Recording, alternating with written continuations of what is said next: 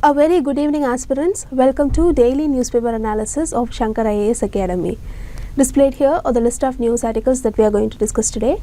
As you can see, we have chosen news articles from different newspapers. So without much delay, let us get into the first news article discussion. Look at the science page article. As you all know, quantum computing or changing the future of computing with many areas of application from communication to military purposes and etc. But there are also many issues. See, the qubits, which is a base for quantum computers, works only at a very low temperature. This makes it a costly affair that many countries could not afford. So the researchers are working on alternative technologies to reduce cost and make quantum computers more commercially viable. So this is about the news article discussion. So in this news article discussion, we are going to see about quantum computing from a prelims perspective. See, quantum computing deals with the development of computer technology which are centered around the principles of quantum theory. So what is a quantum theory? It explains the nature and behavior of energy and matter on quantum level, that is at the atomic and subatomic level. So keeping this as a base, quantum computing use subatomic particles like electrons or protons to do their operations.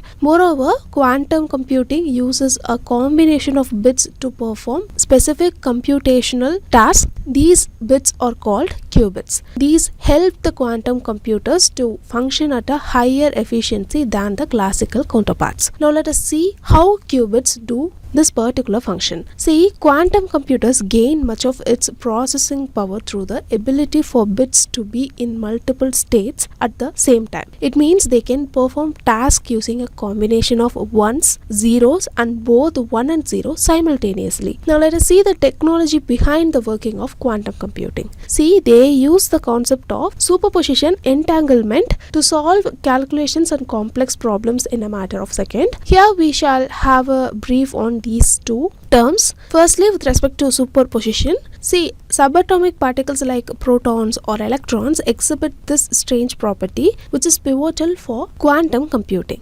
When an electron or proton is in superposition, it means these particles can exist at multiple locations at the same time, and this phenomenon is only called superposition. Secondly, entanglement. It is the ability of a particle to instantaneously influence the behavior of another particle with whom it had an earlier interaction. Know that this will happen even when they are separated by great distances. See, quantum computers are increasingly adopted due to their relatively smaller size than the conventional. However, they do not rely on transistors like traditional machines, and they also consume comparatively less power. These are some of the basic concepts of quantum computers and the major difference between the quantum computer and classical computers. So with these learned points, now let us move on to the next news article discussion. Look at this article from LiveMint. According to the article, Small Industries Development Bank of India (Sidbi) is making a second attempt to exit its stake from India SME Asset Reconstruction Company, in short called as ISARC. Sidbi is doing so in order to move its concentration on increasing its direct lending to MSMEs. Currently, Sidbi's share in the banking system with respect to the total lending to the MSME sector stands at 17%, and Sidbi is planning to increase it to 25%. So this is the crux of the news article given here. So in this news article discussion, let us understand about ARC, that is the Asset Reconstruction Companies, their objectives and the challenges they face. So what are ARCs? See, Asset Reconstruction Companies play a crucial role in the management and resolution of non-performing assets, that is NPAs. Here NPAs are essentially loans or advances that are in default or arrears on scheduled payments of principals or interest. See, the concept of ARC in India was largely propelled by the recommendation of the Narasimhan Committee in 1998. He made this recommendation amid the backdrop of the Asian financial crisis when India's NPAs stood at an alarming rate of 14.4%. The committee suggested the establishment of ARCs as a mechanism to address the challenge of high NPAs in banks and financial institutions. Following this, the Indian government enacted securitization and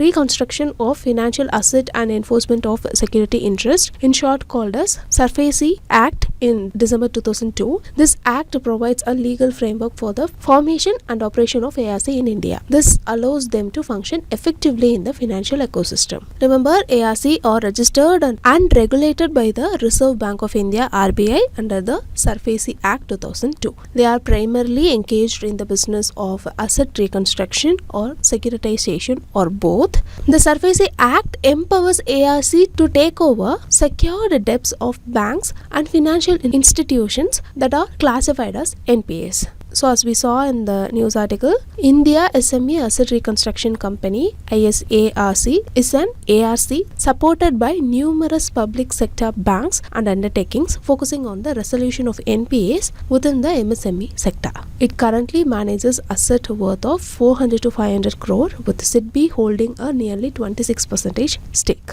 Now let us see the key functions and operations of ARC. See, ARC purchases NPAs from bank and financial institutions, which helps these entities clean up their balance sheet and focus on their core banking operations. Once the NPAs are transferred to ARCs, these companies work on the reconstruction and securitization of these assets. Reconstruction involves measures like restructuring of loan, changing the management of the business, or even liquidating assets to recover funds. Here we saw that it also does securitization, which involves pooling various financial assets and selling them to investors as securities, thereby providing a way to raise funds. Now let us quickly see the challenges faced by ARC.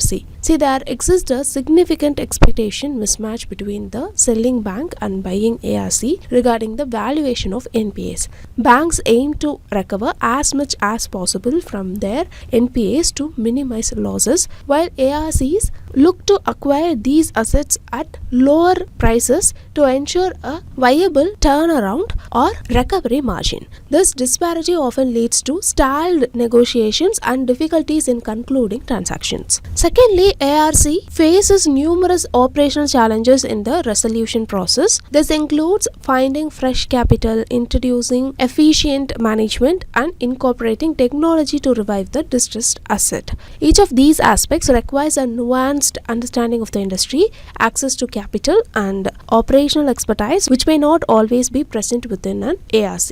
So these are all certain facts that you have to remember about asset reconstruction companies. So with these learned points, now let us move on to the next news article discussion. Have a look at this news article. According to the news article, the Delhi High Court rejected the default bail request from Pramodi Khakha, who is a suspended officer from the Delhi government's Women and Child Development Department. He is accused of raping a minor child over several months, leading to her pregnancy. The court has also denied default bail to his wife, who is a co-accused in the case. So this is the crux of the news article. So in this news article discussion, let us understand about the types of bail from the prelims perspective. See, the word bail is known from the French word bailer, which means to deliver or hand over. Basically, the term bail refers to the temporary release of an accused person from legal custody. In other words, bail denotes the provisional release of an accused whose trial is pending and the court is yet to announce judgment. See, in judicial terms, the term bail means the security amount that is deposited in order to secure the release of accused. Note that the bail is regulated by the Code of Criminal Procedure (CRPC). Under the CRPC, bail can be granted to an accused person either by a police officer or by a judicial magistrate. Here, the main motive behind the bail is to secure the presence of the accused person at trial and to protect the liberty of the accused while they are awaiting trial. So with this basic information, now let us see about the types of the bail. See, generally there are 4 types of bail in India. They include regular bail, interim bail, anticipatory bail, and statutory bail. Now let us see into the types one by one. First, let us look into the regular bail. See, the regular bail is issued to a person who has been accused and detained by police. To put it simply, regular bail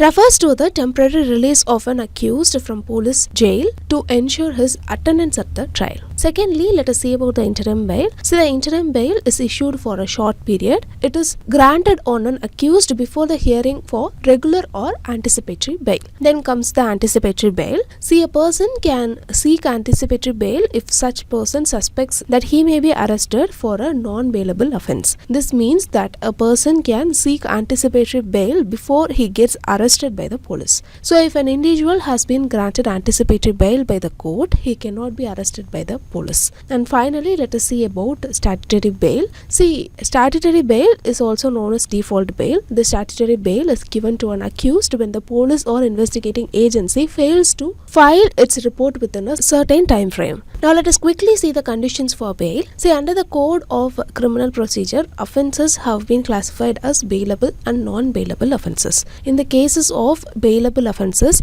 it is binding upon the investigating officer to grant bail. However, in case of a non-bailable offence, the police will not grant bail. So the conditions for bail in a bailable offence includes: firstly, if there are sufficient reason to believe that the accused has not committed the offence. Secondly, if there is sufficient reason to conduct further inquiry in the matter. Thirdly, if the person is not accused of any offence punishable with death, life imprisonment or imprisonment up to 10 years. So these are all certain important facts that you have to remember about bail. Very important prelims related topic. So make a note of it and revise it. So with these learned points, let us move on to the next news article discussion. This news article talks about Germany's plan to enable underground carbon capture at offshore sites as part of its effort to combat climate change. As you all know, Germany is Europe's largest economy and it has set a target to achieve net zero emissions by 2045. So in order to tackle carbon emissions and its pursuit of innovative technologies, Germany has come up with this underground carbon storage. In this context, let us quickly go through carbon capture and storage, that is CCS, from the prelims perspective. See, the carbon capture and storage CCS is a technology that aims to mitigate the release of carbon dioxide CO2 emissions into the atmosphere. CCS involves capturing CO2 emissions at their sources and securely storing it to prevent its release into the atmosphere. There are several methods of carbon capture mechanisms. Let us see them one by one. First is post-combustion capture. See, it involves capturing CO2 from flue gases after the combustion of fossil fuels. This method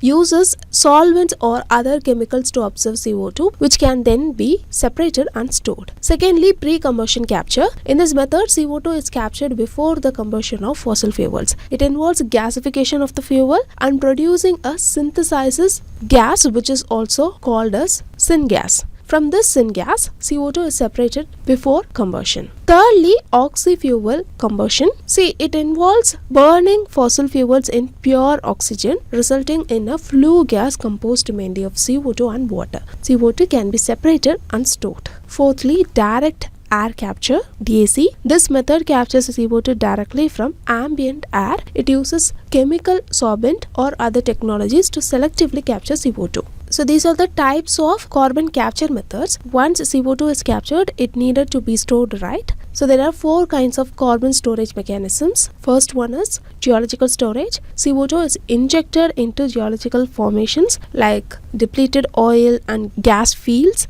deep saline formations, or abundant coal mines. The storage site should have impermeable cap rocks to prevent CO2 leakage. Secondly, ocean storage. See, CO2 can be injected into the deep ocean, but this method raises environmental and safety concerns and is less commonly considered. Third is mineralization. The captured CO2 is reacted with the minerals to form stable carbonates, preventing its release into the atmosphere. This method has the potential for long-term and secure storage, but it is still in the early stage of development.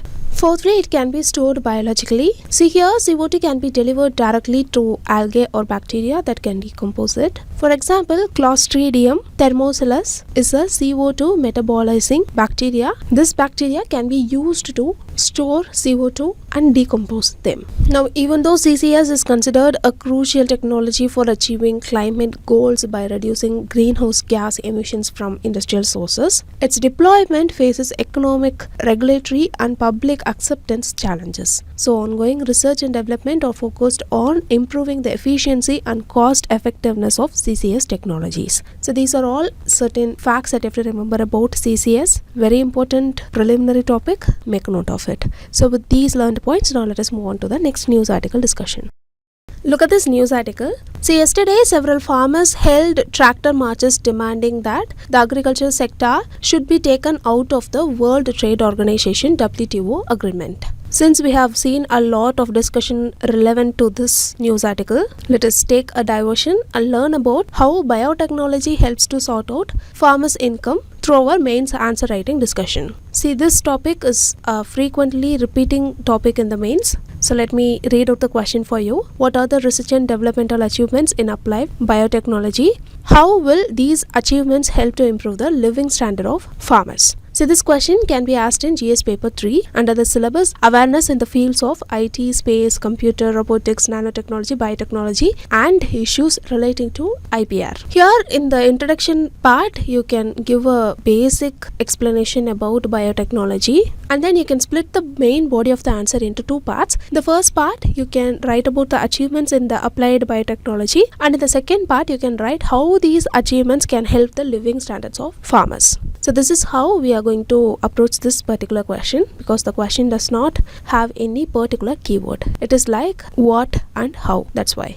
So in the introduction part, you can write that biotechnology is a field that integrates biology with technology. Green Revolution is one such example.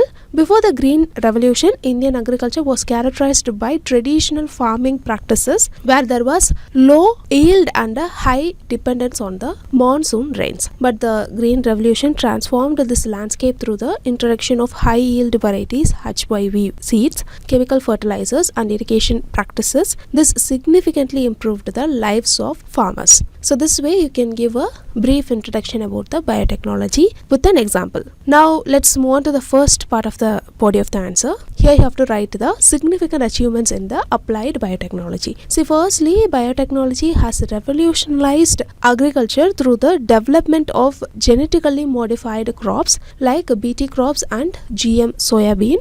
These GM crops are engineered to be pest resistant, have higher nutritional value and yield more produce. These achievements have led to increased agricultural productivity, reduced dependence on chemical pesticides and contributed to food security. Secondly, in the field of medicine, biotechnology has been instrumental in creating novel drugs, vaccines and diagnostic tools. The production of recombinant DNA medicine like insulin has transformed the treatment of diseases like diabetes. Furthermore, the development of RNA-based vaccines, notably against COVID-19, showcases the pivotal role of biotechnology in addressing global health crisis. Thirdly, biopharmaceutical therapeutic products manufactured in living system.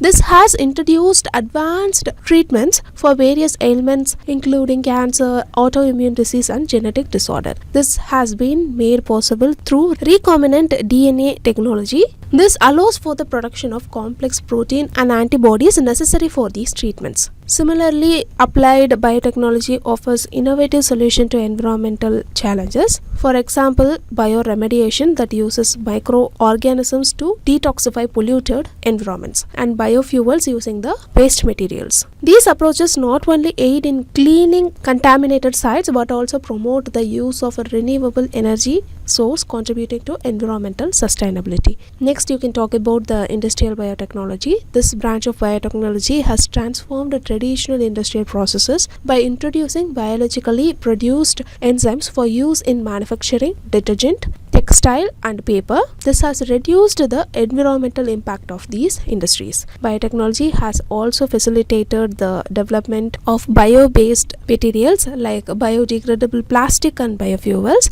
This also offers economical as well as eco-friendly alternatives to petroleum-based products. So with these points, you can move to the second part of the answer. Here you can write about its achievements in improving the livelihood of the farmer. Firstly, see the development of crop varieties resistant to diseases and pests through biotechnological methods has helped in securing the crop yield against potential loss. This ensures better returns for farmers. For example, you can mention about BT cotton again. Secondly, efforts in biofortification aim to increase the nutritional value of crops. For example, rice varieties enriched with vitamin A, which is called as golden rice, and iron enriched crops can contribute to better health in rural population and addressing the malnutrition. Thirdly, biotechnological advancements have led to the development of microbial formulation that enhance soil fertility and water retention. This helps farmers reduce the need for synthetic fertilizers and improve crop yield with less water usage.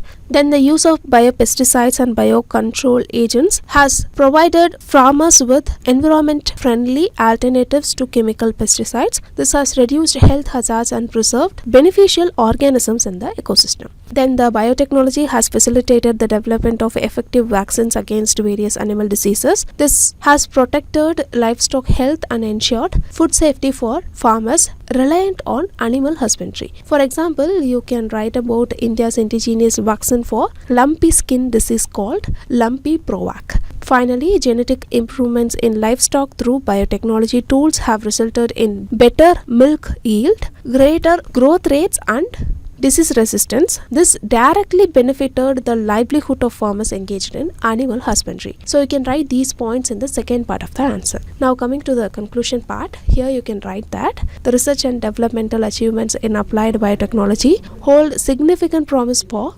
transforming agriculture in India, offering a pathway to improve the living standards of farmers through increased productivity, sustainability and resilience. So this way you can conclude the answer for this particular question. So in this news article discussion, we saw in detail about research and developmental achievements in the applied biotechnology and how these achievements have helped the farmers to improve their living standards. So with these learned points, now let us move on to the next news article discussion. Take a look at this news article. See, recently researchers has found a specific artificial intelligence model for India to accurately estimate the gestational age of a fetus during the second and third trimesters of pregnancy. See, the AI model is part of the DBT India initiative program called Garbini, which is focusing on advanced research related to birth outcomes. So the new AI model will precisely determine the gestational age of a fetus and provide valuable information during the last stages of pregnancy. See, currently doctors are using a formula made for Western populations to estimate the age of an Indian fetus. So for a longer period of time, we needed a formula specifically made for Indian babies, and that is why Garbini GA2, which is an artificial intelligence model, is created. So if in case in preliminary examination a question arises that AI can be used to accurately estimate the gestational period of a fetus during the second and third trimesters of pregnancy, then the statement is correct. So with this background of the news article discussion, let us see the basics about Garbini GA2. So the new formula called Garbini GA2 can estimate a Indian fetus age much more precisely in 4 to 9 months. It reduces errors by 3 times compared to the Western formula. Remember, the exact age of the fetus is very important to give pregnant women the right care and to plan the delivery date. So the Garbini GA2 formula will help Indian doctors to estimate age better. Now let us see how this model is created. See, that data to create Garbini GA2 came from a large study of pregnant women at hospitals across North India called Garbini. Over 2000 women participated. 80% of the Garbini data was used to train the Garbini GA2 model to estimate the age based on later ultrasounds. When tested on the remaining 20% of the women, Garbini GA2 was much more accurate than Western formulas. Now let us see the significance of Garbini GA2. See, in India, many pregnant women see a doctor for the first time later in their pregnancy. So early ultrasounds to date the pregnancy do not happen. existing models like hand lock and intergrowth are used to estimate the age later in pregnancy. But these were created using data from Western countries. Indian and Western babies grow differently during pregnancy. So these models give inaccurate results for Indian women in the later months. They can predict the wrong due date, leading to poor care, or incorrectly estimate risk like premature birth across India. So that's why a customized model like Garbhini GA2 is important. It is specifically for Indian babies based on their ultrasound measurements. So these are all certain relevant facts that you have to remember about this news article discussion. So with these learned points, now let us move on to the next part of the news article discussion, which is the preliminary practice question discussion. Look at this first question about quantum computing. First statement says quantum computing uses combination of 1 bits only. This statement is incorrect. Second statement says National Mission on Quantum Technologies and Application is implemented by Ministry of Electronics and Information Technology. This statement is also incorrect because National Mission on Quantum Technologies and Applications is to be implemented by Department of Science and Technology. So here the correct answer for the question is option C, both 1 and 2, because the question asks for the incorrect statements. Moving on, it is a type of bail that can be granted to an accused person when the police or investigating agency fails to submit its report about accused person within a certain time frame. Here the type of bail that is being mentioned is default bail. So the correct answer is option C. Moving on, which is the primary objective of the Integrated Child Development Scheme ICDS program. See here, the correct answer for the question is option C, promoting the welfare of children under the age of 6. See, the Integrated Child Development Scheme program in India aims to promote the physical, cognitive and social development of children below 6 years of age by providing various services like nutrition, healthcare and early childhood education. So the correct answer is option C. Moving on, look at this question. Which greenhouse gas besides carbon dioxide is commonly targeted for capture in carbon capture technologies? Here the correct answer is option C, methane. With this we came to the end of the news article discussion. If you like the video, hit like, do comment and don't forget to subscribe to Shankar IAS Academy YouTube channel. Now thank you so much for listening.